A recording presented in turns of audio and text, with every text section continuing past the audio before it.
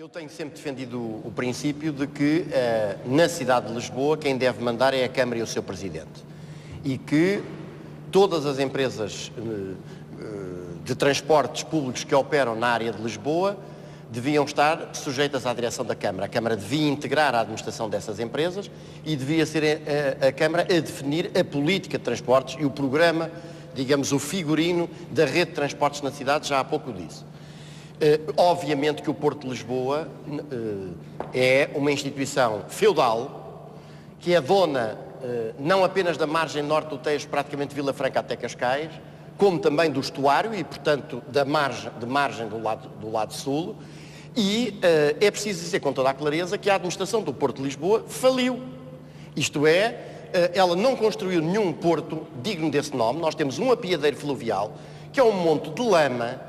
Quem não conheça, que vá, por exemplo, à doca do Poço do Bispo e verifique, é o símbolo que é a atuação da administração do Porto de Lisboa, são os caixotes do Cais de Toré e é o tanque de lama do Poço do Bispo, onde aliás está lá um navio enterrado há 6 anos, o Ponta Delgada, que figura como uma espécie de tolã da APL. A APL faliu, esta APL tem de ser dissolvida, é evidentemente que é necessário criar uma estrutura de gestão do Porto, mas é absolutamente essencial que ou Lisboa tem a maioria da nova administração do Porto de Lisboa ou tem pelo menos o poder de veto relativamente a decisões.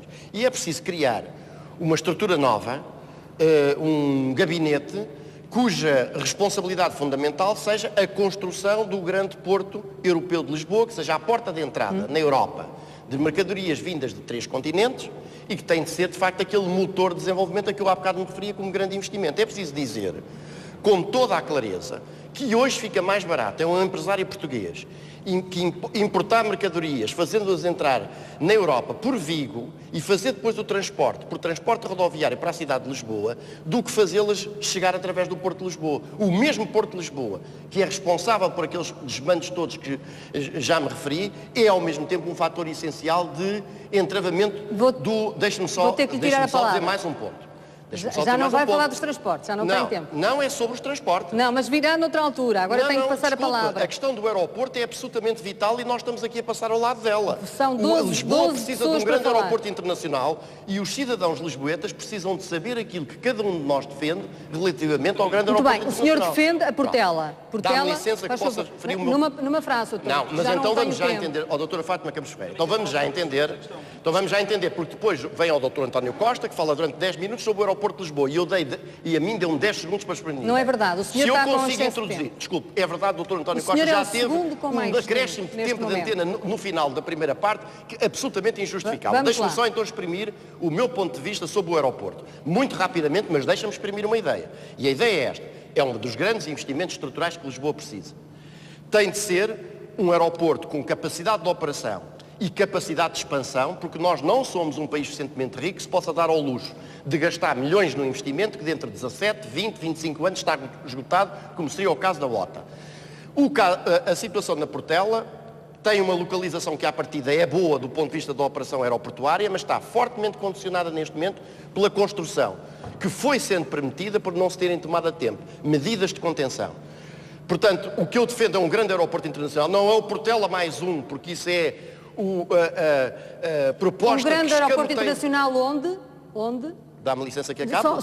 Só pode dizer a palavra. Com certeza. Não tem que dizer a palavra. Estou a dizer que a situação da Portela não deve ser excluída à partida, mas está fortemente condicionada para que possa desempenhar esse papel e, portanto, naturalmente, penso que as duas localizações que surgem reunindo essas condições que eu refiro são na margem sul. No debate temos visto quer o anterior Presidente da Câmara, Engenheiro Carmona Rodrigues, quer o vereador Rubén de Carvalho a defenderem que a Câmara, afinal, não está tão incapacitada financeiramente como se diz, quando a verdade é que há, como já foi referido, inúmeras obras paradas por falta de pagamento e quando a verdade é que não é o problema da comparação entre o ativo e o passivo, mas sim a comparação entre o ativo disponível a curto prazo e o passivo a curto prazo que está aqui em causa e que tornou a Câmara completamente incapaz, neste momento, de solver os seus compromissos. E não vale a pena de ser loas e fingir que se está a dar um quadro que não corresponde toda à realidade. A Câmara está falida sob este ponto de vista. Agora, das duas uma, ou está, agora se me permite eu acabo de falar, está falida e o senhor é um dos responsáveis por essa falência. E das duas uma, ou isto resulta de má gestão, e então o dinheiro que é preciso para equilibrar vai-se buscar ao bolso dos senhores que foram vereadores desta variação e que têm de pagar por ela, ou não resulta de má gestão, mas resulta de investimentos que a cidade tem de fazer. E então, nessa altura, eu continuo a dizer que não há um problema financeiro da Câmara do ponto de vista de se lançar aos grandes empreendimentos que tem de fazer para se transformar na grande capital europeia de progresso, cultura e de bem-estar, porque essa é uma tarefa do país que deve ser assumida e paga pelo país. E, portanto, naturalmente que podem ser adotadas um conjunto de outras medidas de contenção de despesas, mas são medidas estruturais. A extinção de todas as empresas municipais que eu tenho defendido, porque são apenas um fator de criação de taxas. Por exemplo, é preciso dizer também com toda a clareza que Lisboa tem uma estrutura de funcionários, tem o dobro daquilo que seria normal. E é preciso dizer isto com clareza. Não vale a pena fazer demagogia eleitoral e iludir este problema, porque se pensa que se vai buscar votos com isto. Madrid tem 25 mil funcionários para 3 milhões de habitantes. E nós temos, dentro desta proporção, devíamos ter 5 mil e temos mais de 10 mil. Quero apelar daqui frontalmente aos lisboetas para votarem na minha candidatura. Antes de mais, porque um voto num dos partidos que tem estado no Governo da Câmara nestes últimos 30 anos é seguramente um voto perdido, já que são esses mesmos partidos, sozinhos ou coligados, que são os responsáveis pela situação calamitosa a que chegou a nossa cidade. E por isso não devem agora ser reeleitos. E os lisboetas também têm uma responsabilidade, se no próximo domingo reelegerem precisamente os responsáveis por tal desastre. Depois, porque tenho uma ideia para a cidade, para fazer dela a grande capital europeia de progresso, de cultura e de bem-estar, que pode e deve ser. Tenho um programa estratégico assente em 3 grandes investimentos, um grande aeroporto, um grande porto e uma grande via de ligação ferroviária ao resto do país e à Europa. E tenho um plano estratégico para fazer de Lisboa uma capital de cultura, de turismo, de comércio e de novas tecnologias e de gente jovem, assente num combate sem tréguas à especulação imobiliária. E se tenho uma marca d'água, ela é seguramente a de me bater sempre por princípios e jamais ceder a quaisquer interesses instalados. Muito e é bem. disso que seguramente Lisboa e os lisboetas precisam.